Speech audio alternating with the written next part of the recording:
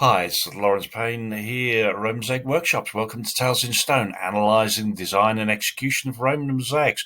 Okay, this one we have a dolphin from fishing scene in Algeria. Now, this is a common sea creature that you'll see, and they do tend to be generally the same shape. This quite wide at the top, and with that fin, what do we call it, at the on the top of it. You see a lot of them that they follow very closely to this same shape. This is quite a nice looking one. A lot of them do look quite aggressive. Notice that if you see some more. Okay, first thing is, how do they show water? On the left-hand side, you can see what they've done is a zigzag pattern with the black on the top and a lighter color below. Not so common. Above that, on the top, we have a line of black, the light coloured line below, and then they've just offset it next to another line there. A little bit more common. Below that, one we see more often is where they've set the tesserae on like what I call a diamond set. So you have horizontal lines, and then they're putting in these black and light green short lines where they're diamond set to show the difference, to show that it is water.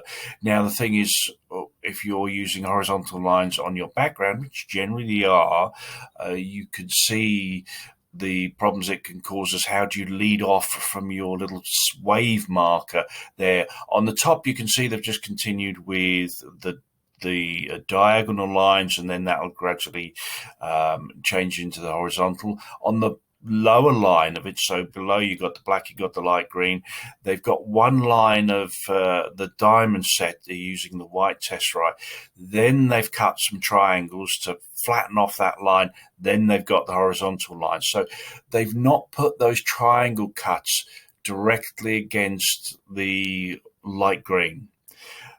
You don't want this set of these triangle shapes near a color change, because it can create an effect of itself. So what they've done is to put that line of white diamond set, then done the triangle cuts, which moves those triangle cuts away from the color change. Then they've gone on to horizontal lines. Borderline, does having more than one borderline show movement? I would say not generally. I've not really seen any much evidence of that. But you can see here on the top line of the dolphin, on the left you've got three border lines. On the right you've just got the one. Possibly that was the way of mosaicist showing that, or it could be that you've gone to one below to the right of that, because you can see that one white border line just squeezed in below one of the wave effects. So we should see some more in other mosaics that we look at. So I'll leave you to decide for yourself on that one. Convergence keystone, we're avoiding using triangles on the curved lines, and then that first red circle on the left, they've managed that. But if you look on the middle red circle, you see just below that in the light green, there's a triangle cut there. And on the one on the right-hand side, that red circle, you see in the black line, there's a triangle there. Simply because it's too sharp a corner, you would have had to cut a number of keystone cuts to get around that properly, which would mean more time. Okay, there you have it. Dolphin in the water from a mosaic in Algeria. Nice common one, and as I say, it'll be good to for you to sort of look at other dolphin ones and look at just how similar the actual template for these is.